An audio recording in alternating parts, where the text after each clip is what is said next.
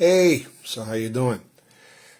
Grandmaster Jerry Fast Feet Fontanez, as you see up there, the UMAN Fountain of Youth National Tour. Region 11 launch, February 28th, 2026. And look at what we did. It is now known as the UMAN. Hi, everyone! A word from my sponsors. This is Mila, which is my daughter-in-law's name, but we didn't name it after her. And this is Coconut. Coco. And this is a little bit.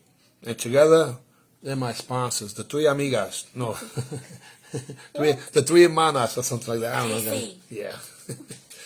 So, guys, this is the deal, right? And this is from the bottom of my heart. I started fighting black belt men in 1982.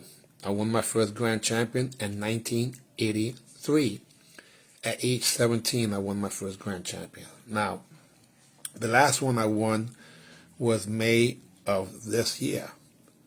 And I know that there's a lot of tournaments and promoters who have 30 and above competitors and they just don't come out. But it's a catch-22 because you want to come out and play, but then when you do come out and play, you don't get a chance to really play. So I had this crazy idea that happened around June. And I said, what would happen if I threw a tournament dedicated towards, initially it was the 40-plus market. Then I changed my mind. I said, how about the 30-plus market? We only had 3 months to make it happen. I secured the location, the LPAC Center in the Boogie Down Bronx. I got on Facebook, and I started promoting. Now, at the time, things were different. I had never seen promoters come on actually and promote. So, I want to be legendary when it comes to promotions, the same way I became legendary, according to many, as a competitor and as a school owner, multiple school owner, and as a clothes designer. And bottom line was that when I would see legends, people that I looked up to, and I would walk by them and people didn't know who they were, it bothered me because it was still the same industry. It was still martial arts. And then when the promoters was recognizing 10-year-old kids under black belt on stage, I was like, what the hell are they doing? Like, what happened to the pioneers and legends who literally can still look the part or do the thing, but they're not respecting them? So it finally hit me. They don't give a damn about us. They don't care about us. It's almost like when your children become teenagers and they don't want to hear anything about you when they're in their 20s unless they need help, and then they contact you. So it's heart-wrenching when I think about how many unsung heroes and real deal heroes to me have not been recognized. Then I said, I don't want to just recognize people from the past because, come on, that's the past. Like people give me compliments from the past, but does it really matter? Not presently, unless I do something about it. So I want to lead by example. So I started competing and winning grants, and I'll be honest with you. Wow, let me think about this. Honey, I haven't lost in a few years. Dang, I never thought about that. Awesome. How is it that I can beat people? The last 6 grand championships that I've done, and I think in the last 6 times I competed. 7 times. I didn't fight for grand one time because I got insulted. There was no grand championship money, so I was going to fight a 21-year-old who, honestly, I would have to test his chin. What else would I have to do? But for no money, that doesn't make any sense. So that's why I started the UMAN OG League, which has now become the UMAN, as you can see, OG Pro League, because professionals get paid. Now, I'm still looking for sponsors, and I am looking for what would be people who will be educated on becoming officials, real officials, meaning judges that do not make honest mistakes because they were judges yesteryear. For example, something as simple as judges call and it's at the same time, as opposed to the guy not making the call and then finally making the call himself or herself, which makes it late. So I'm going to go over explicit details. Starting next week, we will be having Zooms in terms of training of how to become a certified certified referee at these tournaments, just to make sure that we don't have any conflict. I know you guys got good intentions, but sometimes good intentions doesn't really matter because you need the information in order to apply things. And the competitors deserve it, and the judges are so important. They're probably the most abused in reality because they don't get much. So I'll figure something out for them also, because when it comes down to it, we appreciate them. And I don't want competitors to be the judges. I want the competitors to be competitors and the judges to be judges, or I should say the referees and so on and so forth, the officials. However, I will say this. If you're 70 years old and you want to be 70 years young, you have options to do that. In other words, reasons to train. Now you have a tournament or a tournament circuit or a league that will respect you, not as like, oh, that looks cute, the old guy doing something. No, man, don't play us like that. Plus, I think the older you get, in some cases, the more dangerous you are, because you realize that I'm too old for this crap, that type of thing. But again, the history of UMAN goes back to 2007, where through a tournament where Lee Island had a tournament, and they shafted him out of a local circuit called Crane, and I didn't like it. And at the time, I was selling rec suits all over the world. So I decided to support him. Got a bunch of people, including Andy Richardson, to come out and judge, and other people. And then I got him a whole bunch of competitors. Why, Lee's always been a great guy. Stagger Lee, my Capricorn brother. Sheehan Lee, the legendary. And he's a great competitor, too. So between 2007 and 2008, we started doing the We Mean Business. We Mean Business. And I always found that there was a separation. There was guys and girls who competed in tournaments, and then there were schools that didn't compete in tournaments. And it didn't make any sense. Like, you had all these top competitors, but it never had successful schools. And then you had these schools, and they never had really good competitors. And I said, well, what would happen if you learned how to do the business with the best of them, but also did not rest on your laurels when it came to the quality of techniques, meaning the martial arts part? And it took me a little while, because first I started New York's finest karate academy. Grandmaster Jerry Fast Feet Fontanez, started New York's finest karate academy. That was the name. And I put my crew down, who was known as the Shinduru Karate Academy, and that was Tommy Chan and Jonas Nunes, and even though he was not really part of that, but my partner was Tony Morrison, and then Fabian Carrillo, Carillo, the Latin Dragon. He did a movie actually called The Latin Dragon. And Timak, the Last Dragon, was doing his thing, but the point was that I came up with the idea of blue uniforms, and then Fabian and I came up with some T-shirts. And that was back in 1982 when I came up with it, but 85 is when we had a karate school in an abandoned building, honey. We had a karate school on Boston Road, right in front of Claremont, Katrona Park, on that where the bus goes through Claremont Park. It's called Katrona Park. It's called Claremont Parkway, I think. And we had a school there, and guys like Jose Nunez came all the way from Brooklyn. I think Anthony Colon came there one time too, but all the way to train. And it was freezing in that place, but we had equipment from Dan Lurie, bodybuilding equipment. I mean, I was thinking big. Before that, 1982, my brother Mickey, a.k.a. a.k.a. Mickey, but Henry Jackson, he was working downstairs in the Head Start at the it was called Sharon Baptist Head Start, right at the bottom of this building I'm in right now, 3204 Park Avenue. And I started teaching karate in 1982. Fast forward to 1983, I was already a father. And as a father, I needed to earn income. So I found tournaments, and I won grand champion at my first tournament, Joe Versace's tournament. I fought Reggie the Snake Good, I should say. Reginald the Snake Good, one of the Ninja Turtles. And it was 3 rounds, and I remember it came out on cable television, but we didn't have no cable in the Bronx. My grandmother saw it, and I had graffiti in the back of my uniform with me doing a split, and the bricks, honey, the bricks were flying out, and it said Fast Feet, Bronx, New York. You know, that remember the '82. I also did my first photo shoot. Reason being, Karate Illustrated would allow you to submit your photos for the ratings, and Region 11 was New York, New Jersey. Now, I took third place at the J Park Nationals, a national tournament. I lost to Gary Mitchak, rest in peace, the number one super lightweight in the country.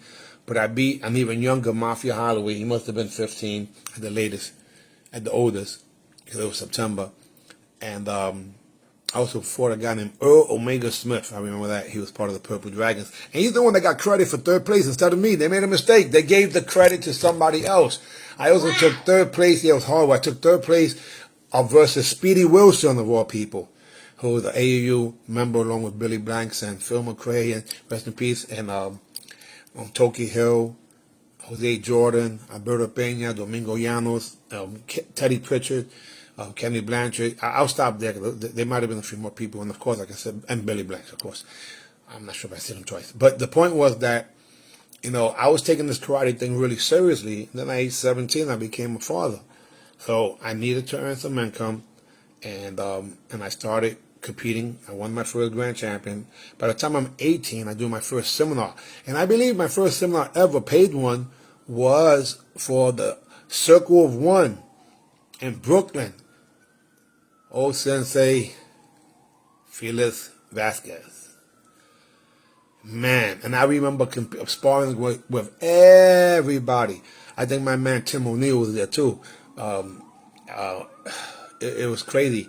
And Roberto Hernandez, of course, these guys were all Shihans and Sokis and so on and so forth. But I'm talking about, this is when, you know, back in the 80s. And just so you guys know, I don't mean to offend people when I won't use all those titles. It's just like throughout the years, I don't understand how all these titles popped up and people switch from one to the other. And it confuses me because I don't come from those styles. I really come from originally Kung Fu. But when I joined the formal school, the official school, it was April 19th, 1976. But I already had the full split, and I was over at Supreme Grandmaster Sang-Soo Tiger Kim, who I had seen compete at the Oriental Wall of Self-Defense on ABC's Wide World of Sport. Who remembers that? Remember that? They used to have that on Saturdays. And I remember seeing my instructor, who became my instructor, do flying side kicks and all these different techniques, but his body was like freaking Hercules, you know, so like Hercules doing martial arts. So to me, it was just incredible. And so when I met him, I was flabbergasted. I mean, I shouldn't say that. I was just speechless. And we joined, and we signed up. We didn't join until the class didn't start until Monday. But I remember he actually took a trip. We saw him in the Tiger Kim in the subway with his a suit on, and he was busting out of that suit, man. It was crazy. So, yeah, he was such a. There's a documentary that I did with my mother, and she explains, you know, why she put me in that school. And believe it or not, she put me in that school because she said it was the most professional looking school, and it was clean, and she liked the respect and the discipline that, you know, the Koreans were. You know, you couldn't beat, man. There was no joke. But I started going to open karate tournaments in 1980 was the first time. It was December of 1980. I stopped training at Tiger Kim's, where I was a brown belt, what they call first Q, meaning I was one step away from black belt, but I didn't want to pay the $100. That was a lot of money back then.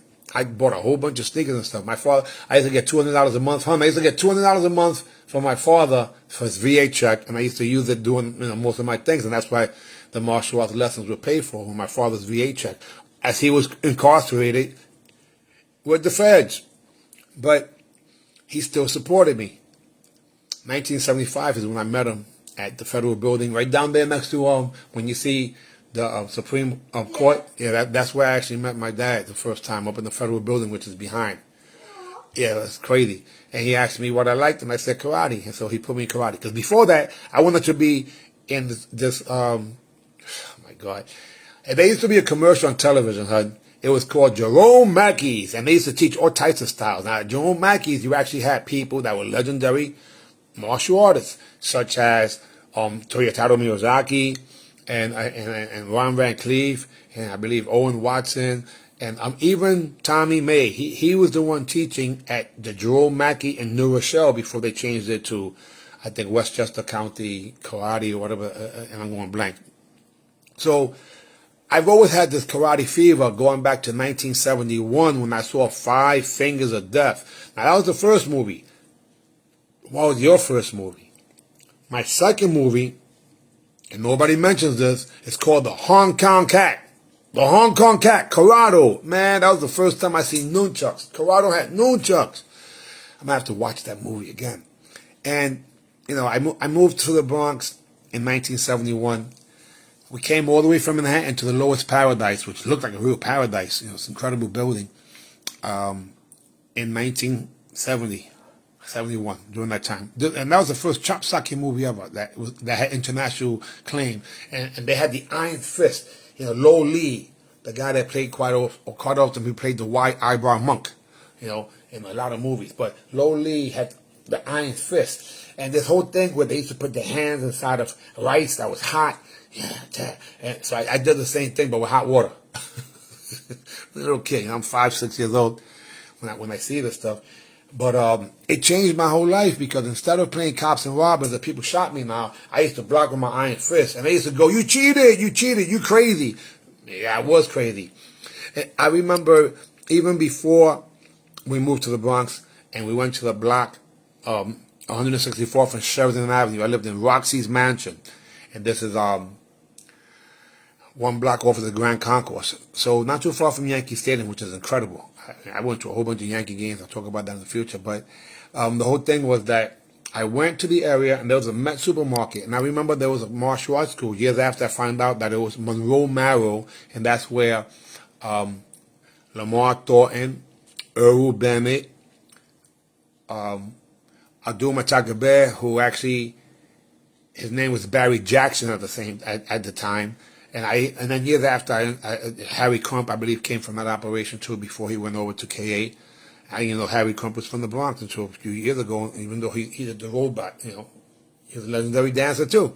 So the point was that when I went to join, the school had closed. So, and my stepfather wasn't going to put me in no karate school, that wasn't happening. We didn't have enough money like that. So, it took until I saw my father in 1975 for me to actually join the official karate school. But yes, I did train with the super. There was a super, hon, right? There was a super that he said that he went to Vietnam. And he had myself and two other guys that he was teaching. So there was one karate uniform that he had. So he had a top, he had a bottom, and he had a belt. So you had a chance you had to share it, And this was over in 165th and Morris Avenue, right in the corner from CES, Roberto Clemente, 166. So right there in the corner, but in the basement. So this guy, I remember the day I was allowed to wear the belt. I went to school with my belt, hon, and I put it around my waist, and I was walking around like I was Superman, and had a chest, an S on my chest, and people didn't know that I was wearing a karate belt. Now at the library right there, even though this is the second one, at the library right there, that's where I got my first martial arts book, and believe it or not, you know what it was? It was a Kyokushinkai book. And for years, I was making a fist. I still make a fist like this with my right hand. The other one closes regular. And I didn't understand why my student, rest in peace, Chandler down, a few other ones, were making a fist like this until I looked at mine. Like, oh my God, they really watched attention to detail that they were even making a fist like this. They had a tight rock fist like this, and they even had a fist that just different types of strikes. And I mimicked that as a little kid. So I've always been into martial arts. When I saw Mrs. Peel chopping people in the neck, at the Avengers, Agent 99 doing the same thing, Captain Kirk doing the same thing, and I think 007, also doing a judo flip. Judo was the biggest thing, or Jiu-Jitsu in the cartoons, and then Hong Kong Fooey, #1 super guy. All these things were incredible. And I remember when Chuck Norris did a demonstration with a young student. I don't know who the student was, and I should find out. And that was for the PKA, which was also on ABC's. But it was like ABC at nighttime, and they had the first kickboxing, what became kickboxing. At the time it was called full contact karate, and the reason they called it full contact karate was because they also was karate techniques, except it was full contact, meaning to the knockout. Very similar to what you see now in combat karate, except that there was no sweep. Actually, there was a hip throw allowed. Throughout the year they changed the rules, but I always found it interesting because the minute that it got really serious, these guys who were training in karate throwing straight punches, all of a sudden started throwing punches like it was in the corner. And I was like, what the heck? It happens even right now. Until they became kickboxers. And the word kickboxing, from what I understand, I might be wrong, maybe he got it from somewhere else, but Mike Anderson, after he did the PKA Nationals in 1974, along with where the world champion became Joe Louis was the heavyweight champion. Light heavyweight champion was Mike Stone. No, sorry, wrong. I'm going back to 1968 with Great Grandmaster Evan Bax. But yeah, kickboxing. Joe Louis was the heavyweight champion. Jeff Smith, Jeff the DC Bomber Smith, that came really from Texas. You figure. But he became the light heavyweight champion. I believe he beat Wally Slokey from Canada. And middleweight was Bill Superfoot Wallace, who actually retired undefeated. And then the lightweight division was interesting because the person who they favored to win was Howard the Flash Jackson. But instead, the person who won was Isaias Dueñas. And it was because a Dominican Taekwondo stylist, Junior Taekwondo stylist named Ramon Smith beat Howard the Flash Jackson and eliminated him. That's why when you see the photo, they usually cut out the Mexican guy who was in the blue uniform. I think he was a student of Byung Yu. I might be wrong. No, sorry, David Moon. David Moon was the one that went over towards Texas. I should say Mexico, which is where Isaias Dueñas is from. Dueñas. So that's why you see the Star and Stripe uniforms that was made for them. So again, it's important for me to understand history because without the history, everything becomes a mystery. The sad thing is that most people don't really have a good memory, or they didn't do their due diligence to study, or they stay regionally, you know. And my whole thing was that I want to travel the world doing martial arts. My first national karate championship was 1981, where I convinced Jonas Nunes to come with me, and we took a bus ride. A Greyhound bus ride, and it was local. It was 31 hours going down there. It was horrible, but we eventually got there, and it was a big arena, and I couldn't believe I had never seen karate tournaments like this big, except for the one that fell foreign, which was slightly different because the areas wasn't really built for you to compete. You had a ring, and you had to fight near the stairs, and you had to fight down the hallway, so it wasn't really conducive, and the floor was slippery. I fought there in 76 was the first time, in 77. Never won it. I think I took third place as an adult, but they had no money, so I'm saying I ain't going back over there to the tournament. So, but anyway, U.S. Open, it was in St. Petersburg, Florida at the time, and the Grand Championship was Steve Nasty Anderson. I believe he beat Joey Schiffler for the Grand, and I took first place in intermediate form. Now let's backtrack here.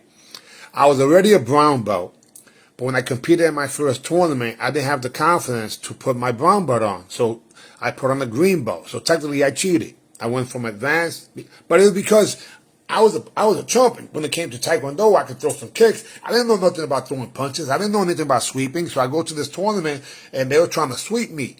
So I figured I'm out of shape. I'm not used to this. And in other words, I was in control of my own career.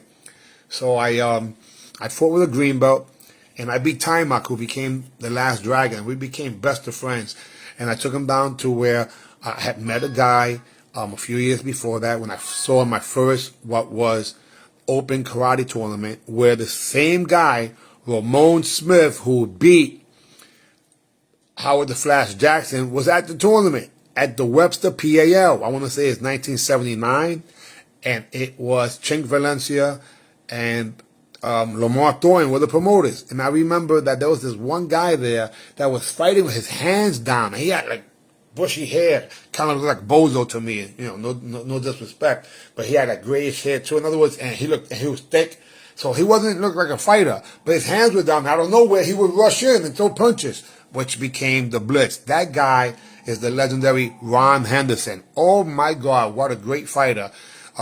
Strong guy. Then I find out from Lewis, Bad Boy Lewis, who happens to be one of his top students, that he's a current teacher, that he was one of the students of Tiger Kim's students. In other words, he's a descendant of Tiger Kim's also. I had no idea until about a year ago when I heard this.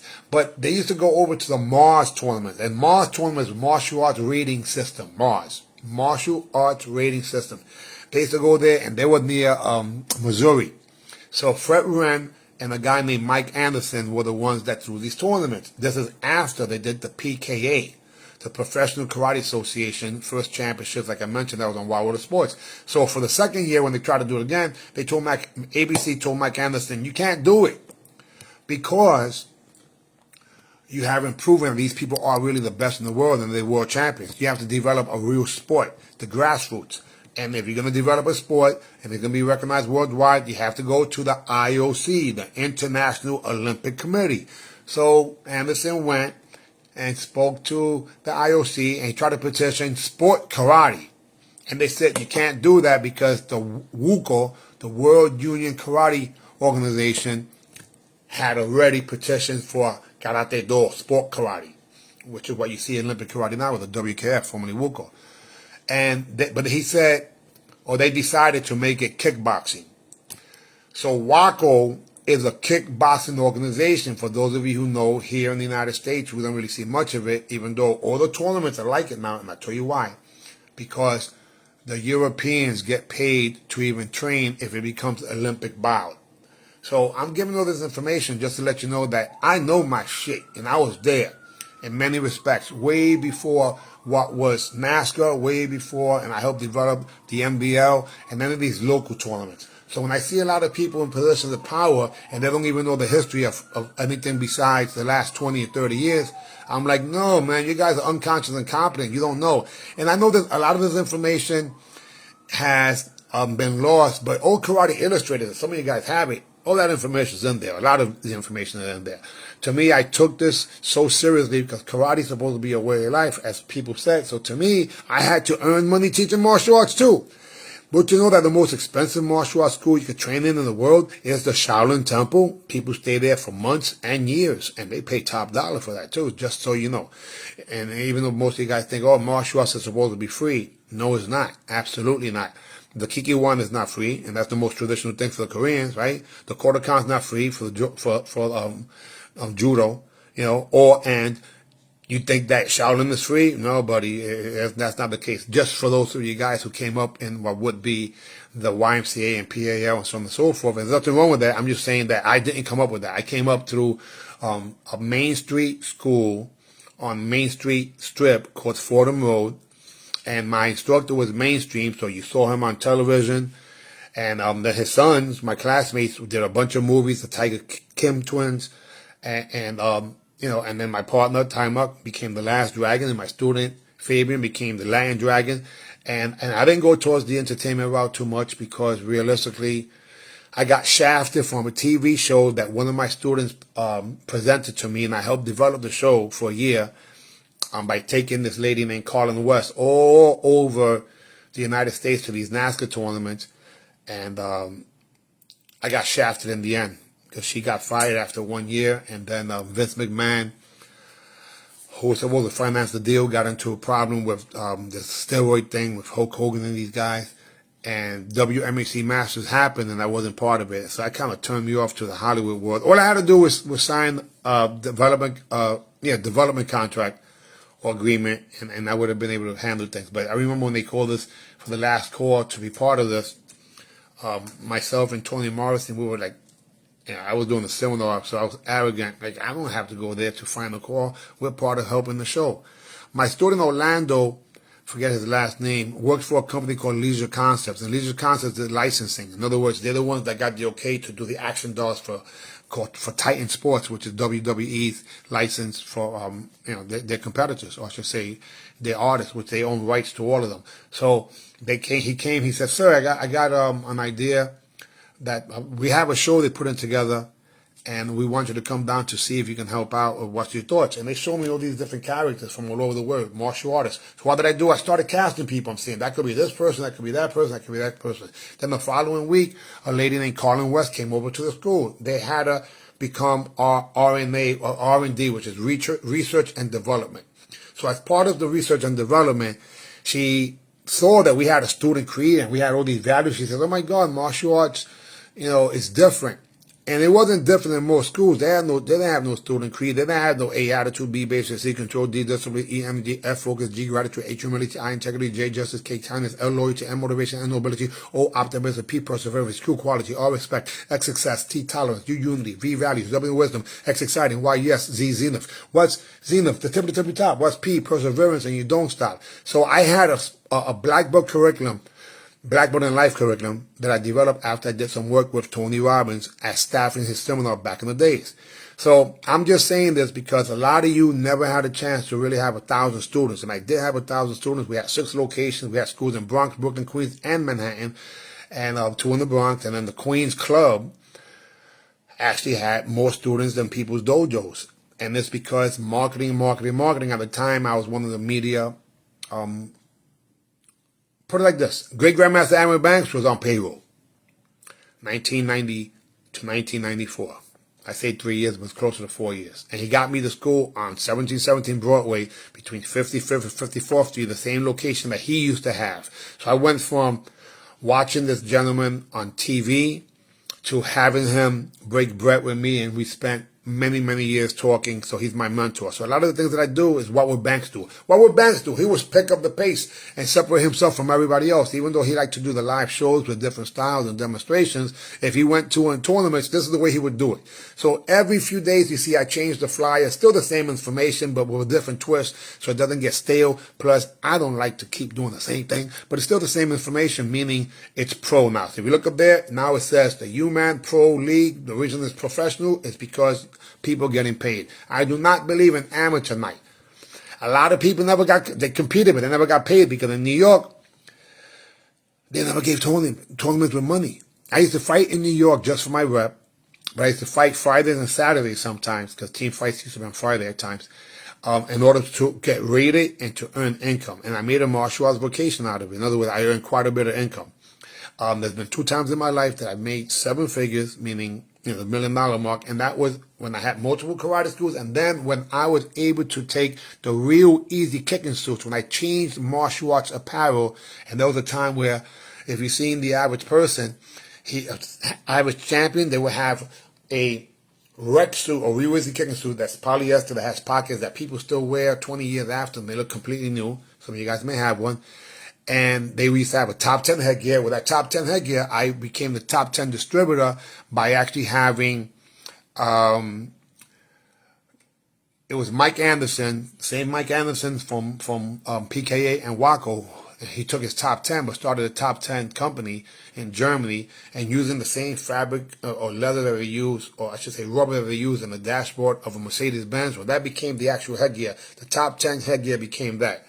So, and then what ended up happening was I became a distributor for Top 10, and I sold New Yorkers, people from California, and not the Europeans, because they already had that. I sold them the Top 10 while I was selling them the uniforms, rec suits. And then this gentleman by the name of, rest in peace, oh my God, I can't believe it's been a few years he passed away, but Steve Shepard, former welterweight kickboxing PKO, so he came up with these things called Ring Star sneakers. So they were like gloves on your feet, so you could spar with these sneakers because they actually collapsed and they were softer than the foam dip one. So I became a distributor for that.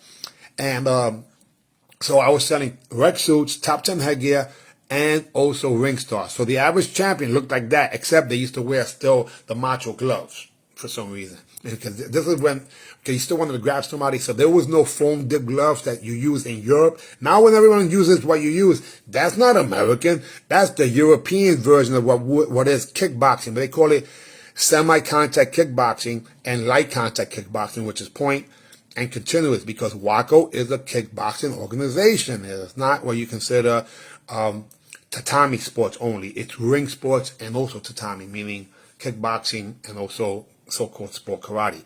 And they've destroyed it, in my respect. The people's hands aren't even in the glove, and they hit you with the glove itself to the body.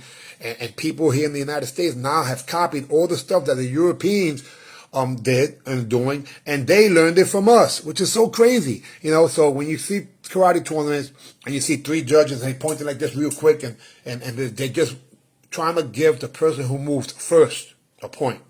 Not if they scored. That's the Europeans.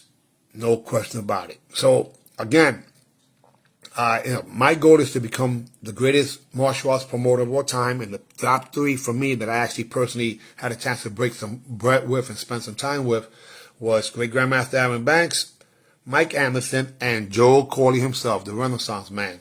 The only one that I spoke to briefly in 1986 when I did win the middleweight championship, only in New York to do it, in Madison Square Garden, and that was at the Budweiser Liberty Classic. They had the eliminations over at John Jay College. Yeah, in the gym there, and then you fought, that was on Friday, and then you fought the finals on stage at the Fair Forum, and it was sponsored by, they had this company called ESPN, which was up and coming during that time, and they recorded it. So that's why my teeth are crooked, and it's not because it was from a broken jaw, but for the people who think that Billy Blanks and I are nemesis, you guys are crazy. This guy taught me how to blitz. He's the one that made me or motivated me because he believed in me to compete fighting black belt men at a national karate tournament when I was 16 years old called the Jake Park Nationals. Quadrant Billy is to me like an uncle, no question about it. But that does not mean that as a fighter, we're not going to do our thing. God willing, January 31st, if I make it to the tournament, which that's the intention, then we will be competing and maybe compete against each other at Stan Witt's tournament. So stay tuned for that. And all I'm saying is that, guys, I am not just a martial arts promoter. I'm a competitor, even to this very day. I'm going to be 60 1 month from today, January 10th. I'm passionate about this, guys. Your guys are my heroes. You are putting yourselves online, meaning your reputation, and you're doing your thing. Only thing I can say is this. Get in where you fit in. If you can only be a judge for some reason, then let it be. If you feel that you want to be a competitor and you want to just do forms, cool. You want to do weapons, cool. You want to do fight, cool. You want to do all 3, cool. Doesn't matter to me. You just want to be a spectator. I respect Sensei Felix Vasquez, who said to me, I'm going to come to compete initially. And then he said, no, I can't do it because I have a detail the night before and I'm going to be exhausted. But I'm coming myself and 5 of my black belts, and all we're going to do is spectate. I don't blame him. Because if he gets a chance to spectate, now he can go to every ring and see the wonderful things that happen. And some of it was comical. You know, it really was. You know, like you throw this crazy kick and you pull a muscle. That's what happened to one of the legendary fighters that motivated me. But it was such a wonderful, wonderful, wonderful day. And when I see people literally still supporting us 2 times in a row, that's why I made those songs for people, you know, the people who have the respect. Just to mention a few, Hanchi Dennis Melendez, you know, thank you very much, sir, because realistically, you show enough love and support for us. That's why I made that map for you, and I did the song, and so on and so forth. Same thing with Quabain, Black Man. You know, my God, the guy's part of the Harlem Goju crew, and he's doing well in his school up in Yonkers. You know, there's a lady by the name of Kendra Dudley. She did the Iron Fan form. You know, she's registered also. The first one that actually registered was my student Vincenzo Fata, aka Shrugs. So he did it also. And then TNT, Coach TNT, Tony Torres, he's another one that registered himself also. And even Jose, aka Tito, the grand champion, he registered himself again. The guy who won the 40 and 50 division, fighting in forms. And he made a G. So he's coming back also. We also have one of the underbelts. And I'm going blank on his name right now. Oh, my God. Jesus Christ. See, so it is getting late. I actually did this morning for Tim O'Neill. I did his song, and I exposed it earlier, and I did his map. That whole timeline thing to me is fascinating. No one ever did that for me before, you know. And there is a common denominator that I see there in the bottom I should say, Hanchi Melendez. The majority of the people who became top fighters started fighting black belt men when they were teenagers. Because as a teenager, that's what you was fighting with in the dojo anyway. So if you crossed over to competition, then that was part of it. But I just took with no disrespect to tender guys, I took competition to a whole other level. Because even though I was a six-figure earner teaching martial arts as far back as 1989. That's the straight-up truth. I was a public speaker in the martial arts world where I would get paid $500 for 15 minutes to talk. That's what United Professionals paid me. But Member Solutions and ACM, I should say ACM and Member Solutions, they paid me 2 years in a row $5,000, and I spoke only one time between those 2 years. I also got paid for 15 years in a handshake deal because I referred, they paid me to compete, so I had my own sponsor, and then on top of that, whoever I referred that did the billing, they gave me a percentage of the billing. So I created my own network income there, and they kept it on a handshake deal for 15 years, which is kind of crazy because most people don't keep their word for 15 minutes, let alone 15 years. That's very old school when you do a handshake deal. My clothing line was a handshake deal too. That was done with a company called DKV Sports, and they were right in Midtown Manhattan in the Gardens District, and it was incredible because years after I acquired the equipment for free, and I started making my own uniforms, both domestic and international. And we would average on a $35,000 a month was an annual average from a home-based business. If you put karate cribs with a K, you can see how my home was back in 2010. And then I lost that operation. Crazy things happened. They found this guy named Bin Laden. They killed him in Pakistan, and they closed those borders. And since everything was prepaid, bottom line is that it went, and then I had all these copycats, Macho products that I had made uniforms for Macho. They went and copied me, and I cut them off. They started doing fighting uniforms, and it was crazy. I made uniforms that had their logo on it, but we manufactured this, so it was co-branded. So it was a Macho rec suit. And then Adidas copied me. Believe it or not, there's an Adidas rec suit, and they called it a rec suit, real easy kicking suit.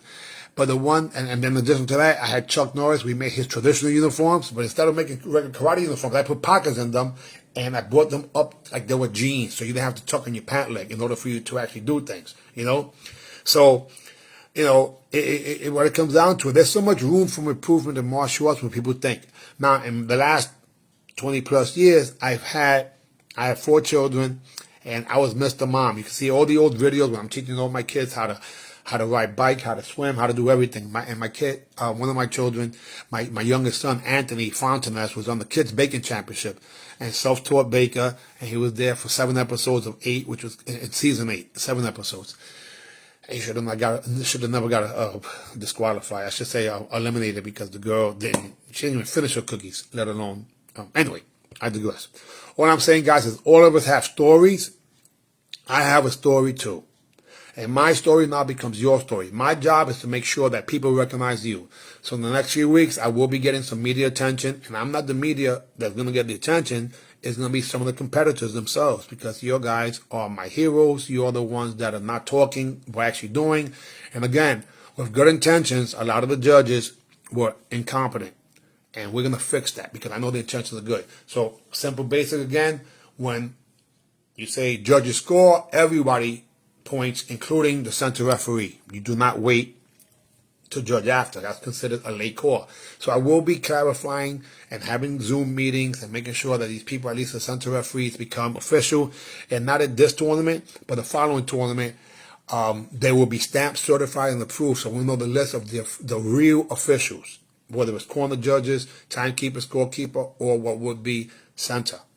So it's going to take a little while, but not too much, because I know a lot of people sometimes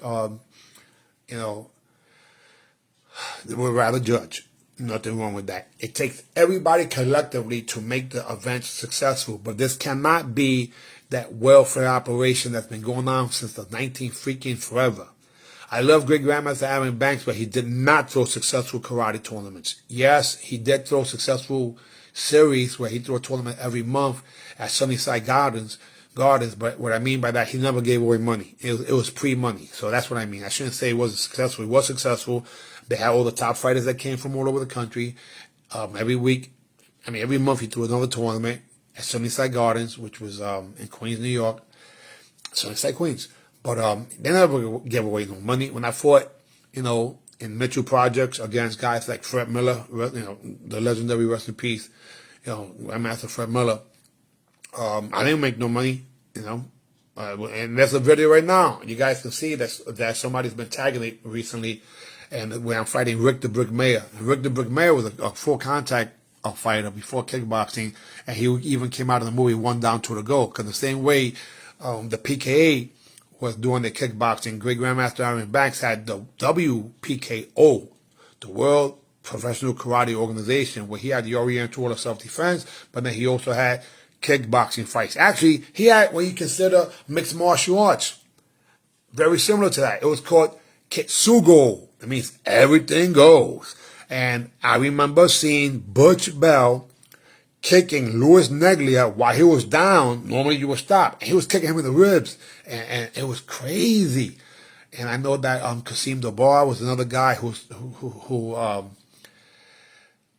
put a black guy in the whole thing because Louis Neglia was supposed to win. I think Kasim Dabar also might have fought Shiamaru Bennett. This is a lot of history, guys. Just a lot of history. And I'm only one person with a little bit of a memory that can, give people their props. But anyhow, guys, I would have to say that I'm excited and I appreciate you. Now, again, some of you guys cannot spar because you might have some detrimental situation happen to you, and I get it. But if you're doing forms, oh my God, forms is so much more difficult than sparring. I mean, I could fight. I got a pull motion right now. Today you saw me sparring. For those who've seen, I can still do my thing. But realistically, don't make me do a kata. Oh my God, don't make me do a kata. Because that thing is no joke. You can't make believe you're doing those moves. You can't make believe you're doing those moves in weapons either. So I respect everyone who competes in whatever capacity. But I must say that I think the fighting is easier than the forms.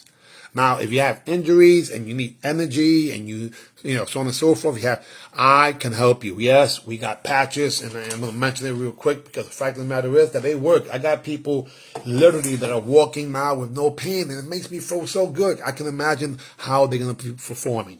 Anyhow, this is Grandmaster Jerry Fast Feet Fontanez. Hey, April 19th, 1976, I'm getting ready to celebrate 50 years in the martial arts. Is that right? Am I wrong? Wow. Half a century? And to be honest, if I would have counted when I first started really doing something, that was around 70, I want to say 73, the latest. Because I had the full split, working out in the basements. I remember working out one time in Webster Avenue, and I was the only kid that was probably, below 10. I was like 7 or 8 years old. And everybody else was a teenager or adults. I was that kid, that crazy kid that wanted to be Bruce Lee. Actually, I wanted to be Kung Fu also, Derek Carradine. Anyway, maybe I'll talk about that in the future.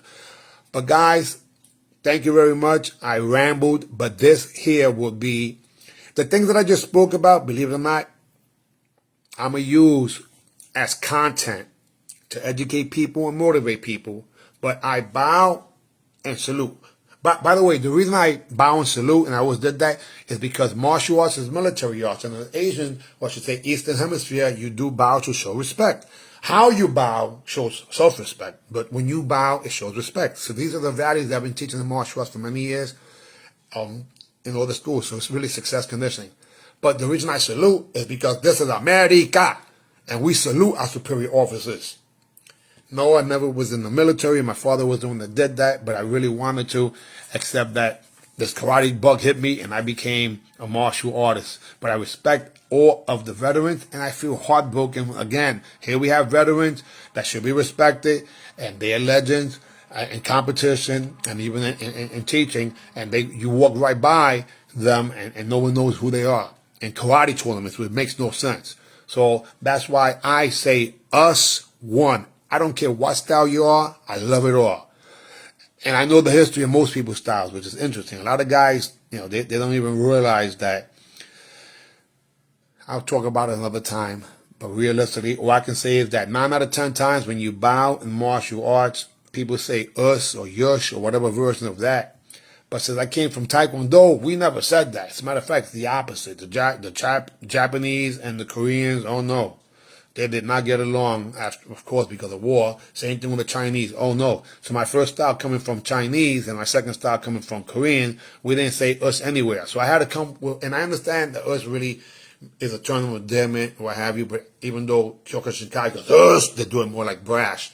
And that's a Korean who made a Japanese style. But I say us. U.S. Us one. All of us are like a version of the creator, so we all important. So I bow and I salute you, and that's the reason I do that. A.B., which means Aaron Banks, great-grandmaster Aaron Banks. C, ya, and the C is Corley.